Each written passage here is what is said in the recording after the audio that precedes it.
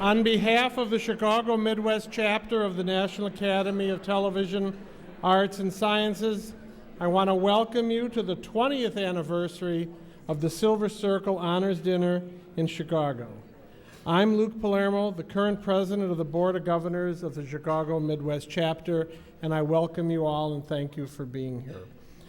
Our very first honoree from 1992 is here joining us today. Sheldon Cooper, would you please stand up? The very first Silver Circle honoree. Know that we'll be starting the Silver Circle presentation for this year's outstanding honorees right after dinner. It's only fitting that the 20th anniversary of the Silver Circle, we have Bruce Dumont, founder and CEO of the Museum of Broadcasting, hosting tonight. Bruce himself is a past Silver Circle honoree, as are many others in this room. I'd like to take a moment to acknowledge some of the other television legends and past Silver Circle honorees that we have among us. Please stand as I call your name. Charlie Boyle, Gloria Brown, Muriel Clare, Sheldon Cooper, Scott Craig, Bruce Dumont, Thea Flom, the producer of this evening's event, Jack Hackman, Rich Coase, Roger Lee Miller, Neil Sabin, Steve Saunders, Howard Shapiro, Cheryl Stutsky, and Ron Weiner. Nice round of applause. It's amazing to have so much talent in one room. We also want to take this opportunity to thank our wonderful Gold Circle supporters. They are Delmar Mercury Syndication, Scripps Network Interactive, WGN, and WMAQ. Let's give them a round of applause for their support.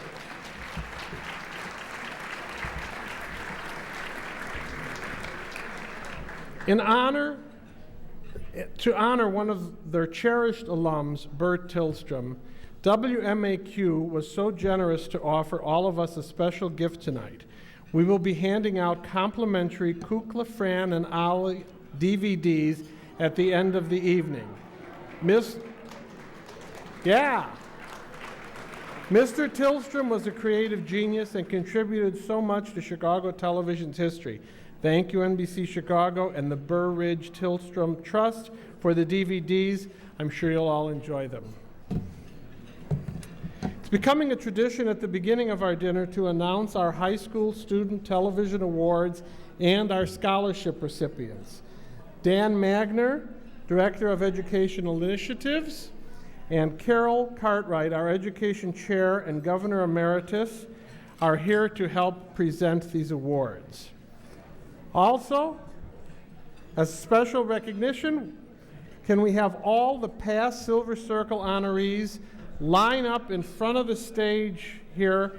You'll serve as a welcome and honors to our students. We need you to bestow your wealth of knowledge and experience upon these young people. So can I ask you to step forward? Just line up right here. It's going to be a kick line. Maybe next year.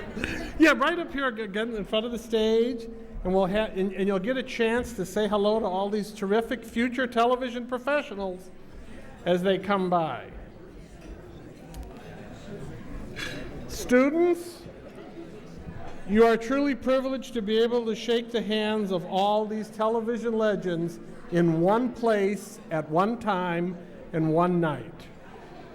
Please hold your applause until we announce all our student winners. Students and teachers, please come to the stage as we announce your names. Students and teachers, stay on the stage after your name is initially called. First, we are pleased to hand out two $2,500 scholarships this evening to a pair of young adults who have a great future ahead of them. Our first scholarship winner is John Bach from Barrington High School. John will be receiving the $2,500 Stu Nahan Memorial Scholarship.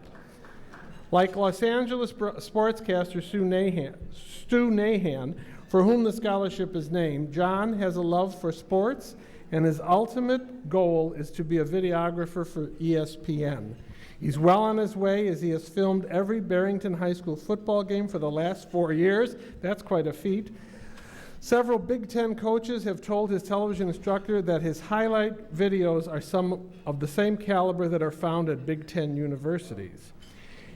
He is also civically minded, as he is currently working on a documentary about the Lakota Sioux tribe in South Dakota. His English teacher says, John has a genuine interest in and a concern for the world he is preparing to enter. He has a concern for others that transcends his peers. I have rarely seen his equal in his dedication to helping others. John will be attending Michigan State in the fall. Congratulations. Congratulations.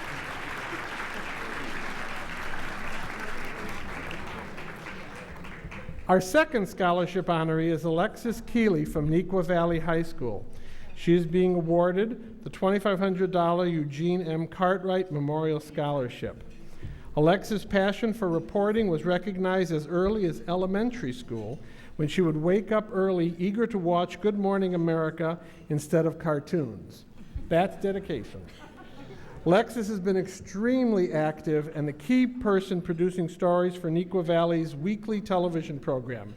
At the end of last year, she took the initiative and earned an internship opportunity at the Naperville Community Television Station, where she created local stories. An honor roll student and Indian Prairie scholar, Alexis has also taken on the leadership role in her classes, helping other students with their projects. Her eagerness to perfect her work and leadership skills represent a strong reflection of the creative zeal and enthusiasm of Gene Cartwright, for whom this scholarship is named. Alexis will attend the University of Missouri in the fall and has already made contacts at the university's television station. Congratulations, Alexis. Congratulations.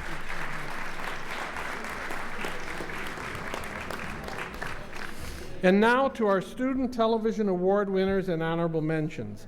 Again, students and teachers, please come to the stage as we announce your name, and stay on the stage after your name is called.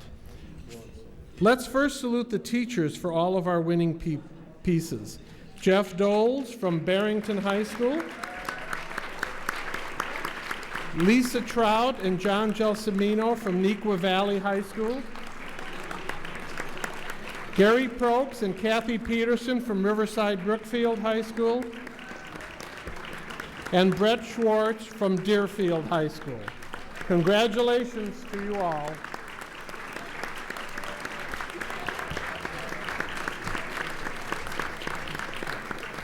Okay, so we'll start presenting the awards. The first category is news, and the Crystal Pillar winner is Marisa Paleo from Riverside Brookfield High School.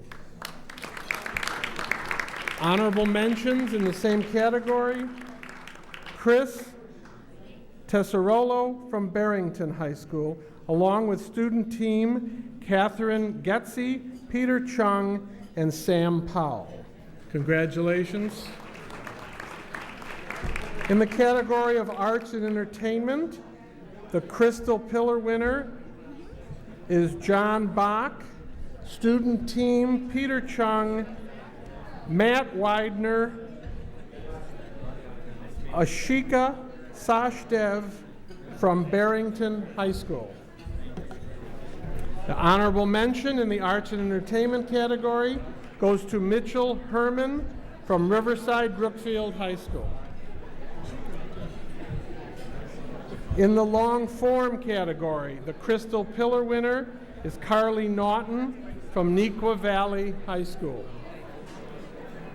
Honorable mention in that category, Andrew Block from Neuqua Valley High School.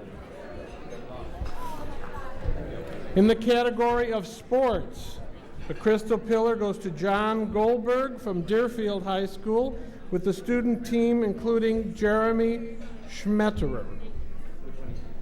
Honorable mention in the sports category goes to Jeremy Schmetterer from Deerfield High School. In the category of public affairs, Crystal Pillar winner Peter Chong with the student team Chris Tesserolo, Sam Powell, Adriana Baltasano, Ryan Woodlock, all from Barrington High School. Honorable mention in public affairs, John Bach with the team Chris Telesaro, Matt Widener from Barrington High School. In the photographer category, the Crystal Pillar winner is John Bach with the student team of Connor Schmeling, Matt Widener from Barrington High School. I think they're all up here, so they're just raising their hands because they've won so many they don't have to keep walking up and down. Honorable mentions in the photographer category. I don't think we got everybody through here. Marie Morgenthaler from Riverside Brookfield High School.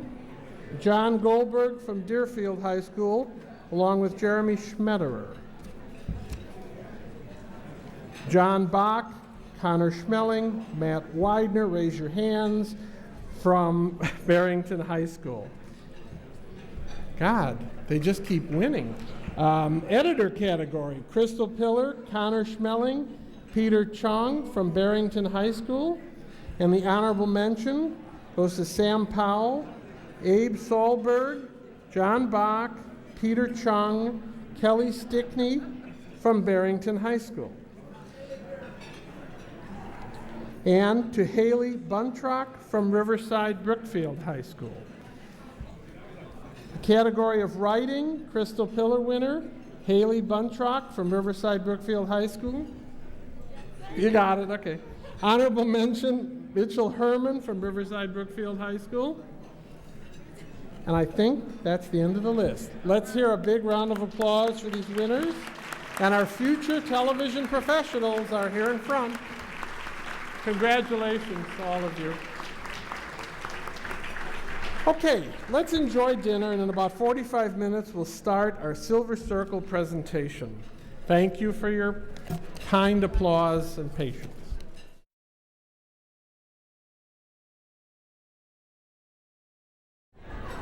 It's now my great pleasure to introduce our host for this evening's program. He has been a fixture in Chicago broadcasting for more than 4 decades. He began as the original producer of WGN Radio's Extension 720 in 1968.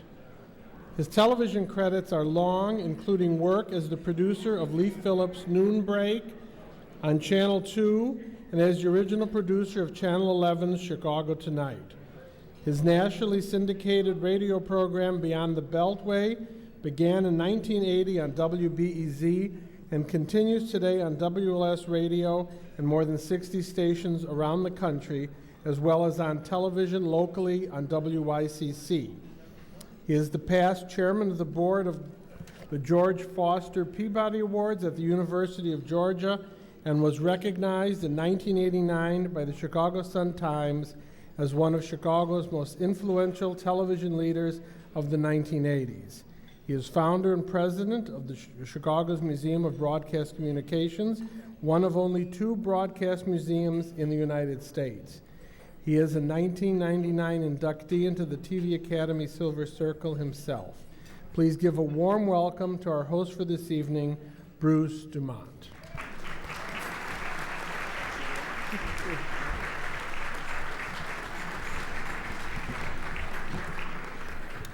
It is indeed an honor to have been asked to be here this evening. I've been to many of the past Silver Circle induction ceremonies, and I would say that I think the Silver Circle is one of the very best things that this chapter does. And so to those that have worked hard year in, year out to bring it to the level where it is, we thank you very much. Let's give them a round of applause, people that work on this every single year.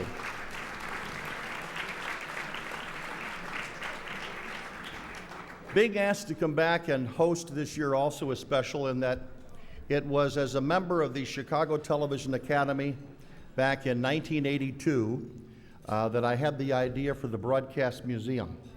And Bob Smith, who was the president of the chapter at that time, made me a committee of one to keep working on it, and I started down a road that would have never happened had it not been for that cue from Bob Smith. And it also would not have happened without one of the honorees this evening. If you go right back to, and they ask you, why is there a museum of broadcast communications? The answer I would give is Ed Spray.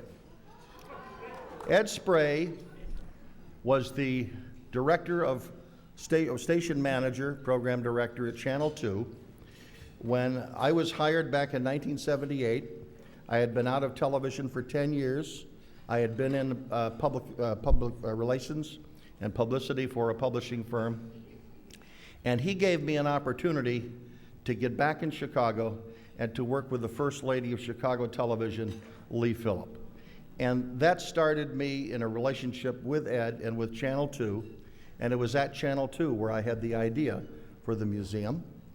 And Ed supported my membership as a member of the Board of Governors in November of 1982. I remember we were talking about it, reminiscing about it today. We went to that meeting, and the chapter was looking for a way to commemorate the 25th anniversary of the chapter, and I raised my hand and suggested a broadcast museum.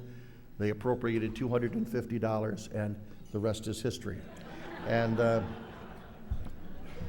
it was on June 12th of 1987 that we had a big celebratory party.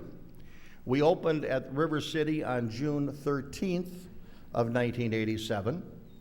We moved to the Cultural Center for a big party on June 12th, 1992. We cut the ribbon the next day on June 13th in 1992. And I'm happy to report that on June 12th of this year, we're going to have another big celebration, our 25th anniversary to the day of when we opened, and Betty White, Hugh Downs, and John Mahoney will be back in Chicago to celebrate. And guess what? The very next day at 10 o'clock in the morning, they're going to cut the ribbon at our beautiful new home, which is at 360 North State Street in Chicago at the corner of State and Kinsey. And there's the new Broadcast Museum.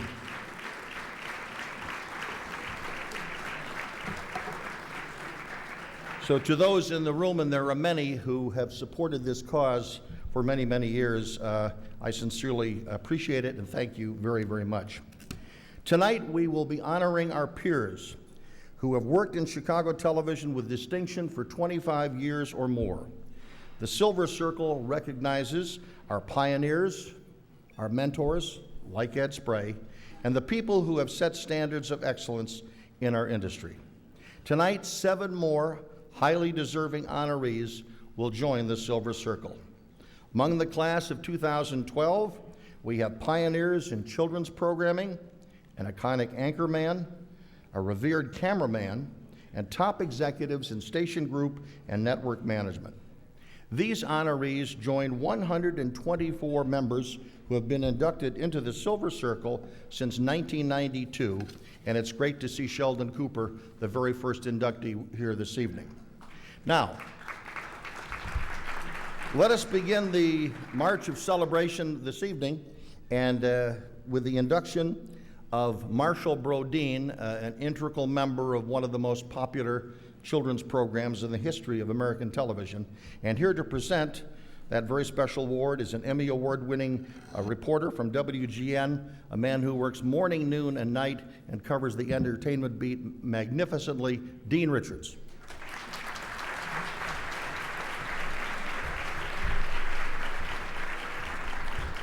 Thank you. And I don't want to brag, the voice of Victory Auto Wreckers for the last 25 years. Where's the recognition for that, Silver Circle? Yeah. Once upon a time in Chicago, there was a strange and unusual thing loose in the air called non-news local television programming. I know it's an odd concept to a lot of you. It took lots of shapes and lots of configurations through the years. But amongst the most popular of the configurations was the equally quirky thing called local children's programming. Again, I know, kind of an odd concept to many of you. In Chicago, this creature was strong, but known throughout the land.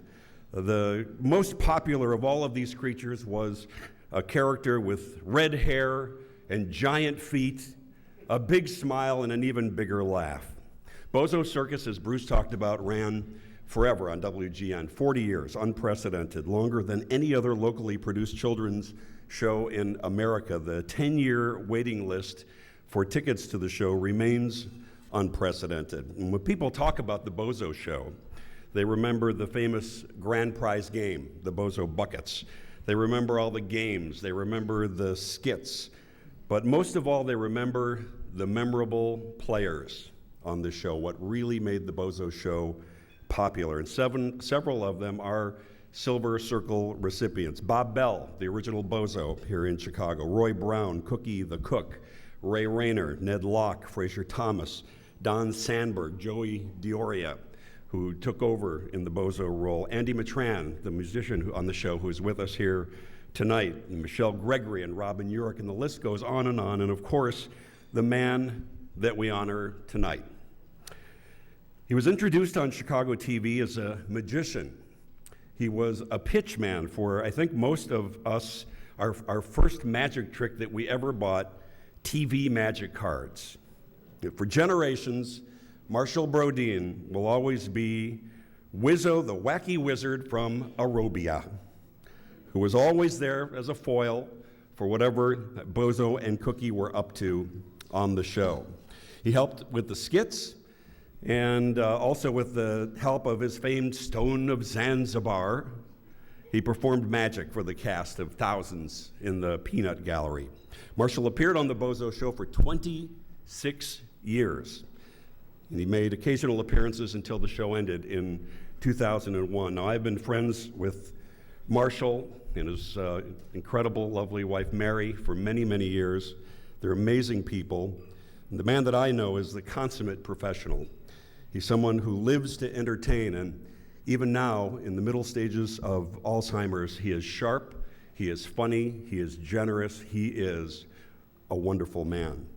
Recently, WGN producer Pam Grimes, photographer Steve Schur, WGN historian George Pappas, and I all went out to Marshall's home in Geneva, Illinois. Now, this is a really special place, full of memories, for all that Marshall continues to doody-doody-doo. Take a look. You know, most magic tricks are easy once you know the secret. It's one of Marshall Brodeen's signature lines. 6 or 60, you can work TV magic cards. And thanks to those commercials, this is the house those magic cards built. Come down this way, Dean, and Oh my you'll see gosh. some real magic. Look at this. Brodeen's basement is a mini museum. So much hocus pocus stuff, it's hard to know where to look down here. Magic shows can happen anytime. Now this time I want you to hold Papa and Mama together real tight. Okay. Say, Papa, do it. Papa, do it. Set them down. He got us interested in magic. We had to go and be part of that magic scene. And there's so many of us from the 70s on. David Copperfield, one of the biggest ever. You've got your Lance Burton, David Blaine. You know, they all couldn't help but see it and be a part of it. Some of them literally became millionaires. I'm Marshall Brodeen, here at the Frontier Hotel in Las Vegas with the superstars of magic, Siegfried and Roy. He fell into his first professional show in 1952 at Riverview Park on Chicago's North Side. He had gone there to see Mickey the Mook, a magician who had disappeared 2 days before. You're a magician, how old are you? I said, 17 years old. He said, I want to talk to you. And he put me on the stage and I started doing magic, 20 shows a day. Marshall graduated to stage shows at nightclubs around Chicago. Listen to what happened while performing at the Magic Lounge in Cicero. He had just done his disappearing birdcage trick for members of the mob when... Here, hold the cage. And just, hey, where'd the cage go? I said, it's magic. Guy next to him says, "Hey, Gumpy wants to know where the cage went." I told him, "It's magic." Gumpy pulls out a gun, puts it in my hand, clicks it back, and says, "Where's that friggin' cage?" And that cage came out of where it was faster than it went where it went. But the biggest break of his career came in 1962 on WGN's Bozo Circus. He appeared as himself, and national television host Mike Douglas noticed. Defying the laws of gravity.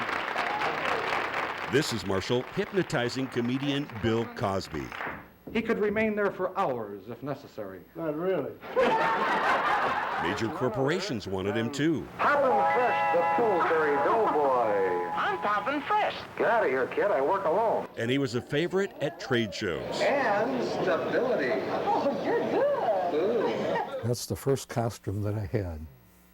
Doody-doody-doo-doo.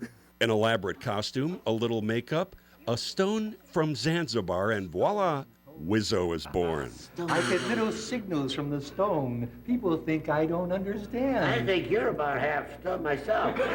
Roy Brown, who played Cookie the Cook, became Marshall's best friend. Marshall's wife Mary met him in the mid-90s while writing an article about the end of his bozo days. Turns out she too has perfect timing. If I lose him in a crowd, you just follow the laughter. You know, wherever he's at, people are laughing and having a great time. Doody, doody, doody, doody, doody, doody, doody, doody, doody, doody, doody. Feel crazy. It's tricky being married to a magician. She now enters the box. Not every wife is asked to climb into a blade box. And now we're going to take the first blade. Sorry. How long have you had that coordination?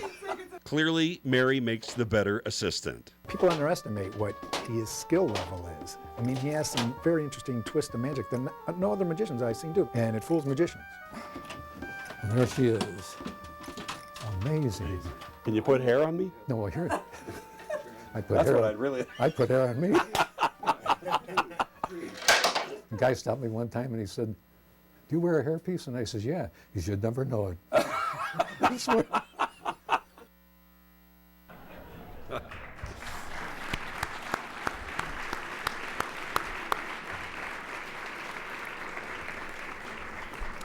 The genius of Pam Grimes putting that together, and Steve Shore. Fantastic piece.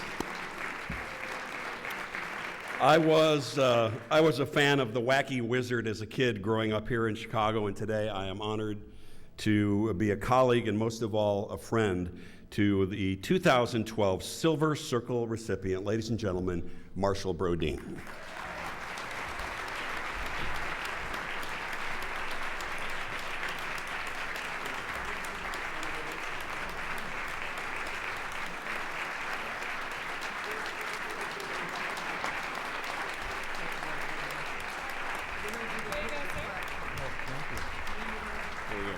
Let's take a quick picture right here. There we go.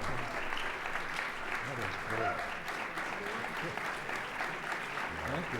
There you go. A few words? Thank you very much. This is a real honor.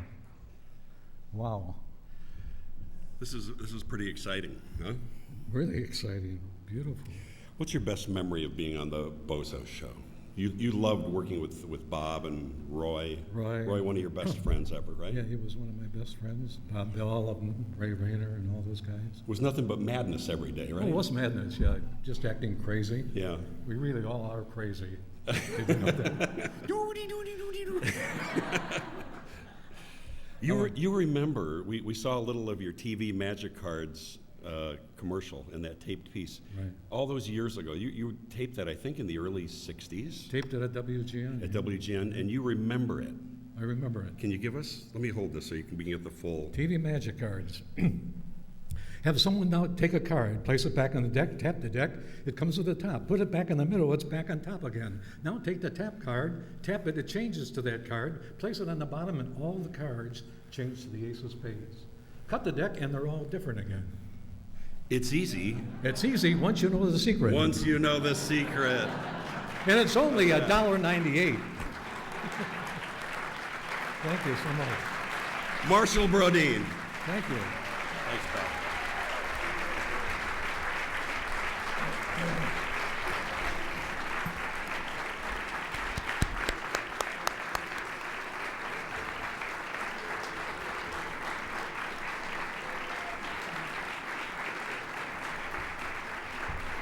A true classic, and you were mentioning some of those programs and some of the artifacts from Bozo. That's one of the great things we'll have for you at the museum when it reopens in June. And also, I would just want to repeat something in my brief introduction of Dean Richards. I think he really has kept the memory of WGN's golden days of children alive with Bozo, Gar, and Ray, which has become an institution of holiday programming in Chicago. And he mentioned George Pappas, who's really the keeper of the flame at WGN. And as a historian, thank you both for your longtime love affair for keeping those memories alive. Thank you very much.